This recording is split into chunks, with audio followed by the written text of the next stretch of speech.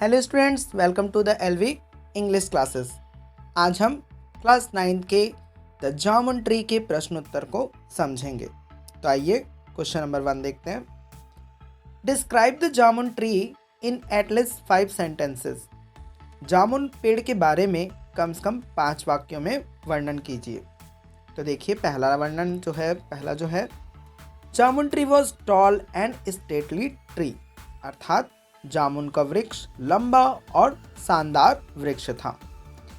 It had dark green leaves and twirling branches that cloud into the sky.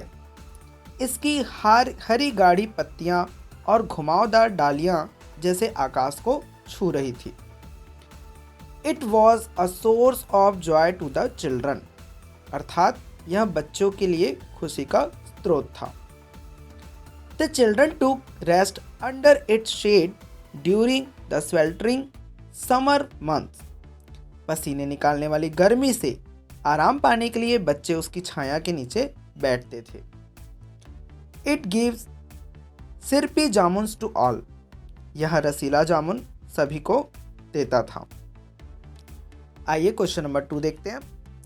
What are the options Ricky, Jonak, Monpy and Tinky thought for getting wood for मेझी?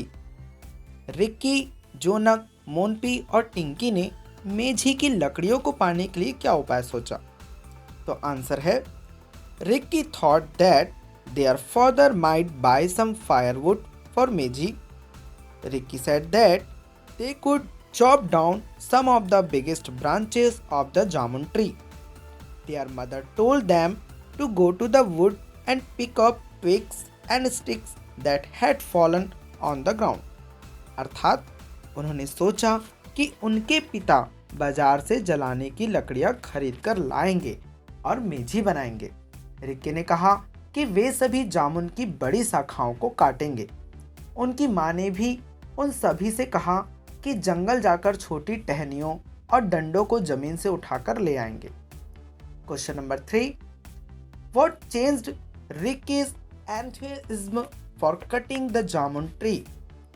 जामुन के पेड़ को काटने में Ricky का उत्साह किसके कारण बदल गया?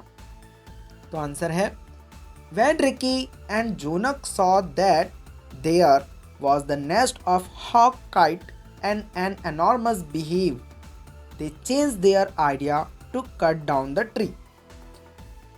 अर्थात जब रिक्की और जोनक ने देखा कि वृक्ष पर बाज चील का घोंसला है और एक बड़ा सा मधुमक्खी का छत्ता है, उन्होंने पेड़ काटने के विचार को तुरंत बदल दिया। अगला प्रश्न, what are the good things they had been getting from the jamun tree? कौन सी ऐसी अच्छी चीजें हैं जिन्हें बच्चे जामुन वृक्ष से प्राप्त करते थे? तो आइए आंसर देखते हैं। The good things they had been getting from jamun tree are as follows। अर्थात वे अच्छी चीज़ें जिन्हें बच्चे जामुन वृक्ष से प्राप्त करते थे निम्नलिखित हैं। पहला है, they get ripe jamuns to eat, अर्थात उन्हें खाने के लिए पका जामुन मिलता है। Neighborhood children came there to eat jamuns and play under its shade।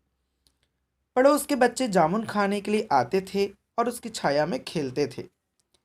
The syrupy sweetness of the jamuns invited visitors.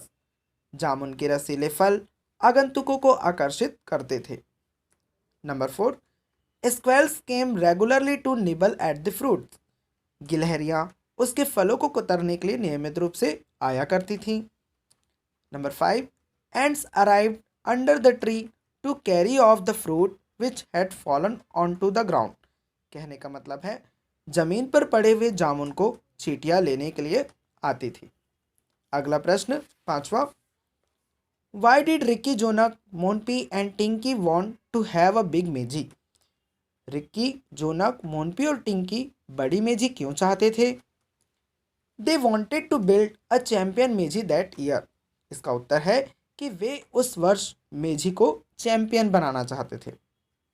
अगला प्रश्न, What arrangements did the children make for the birds that visited the jamun tree?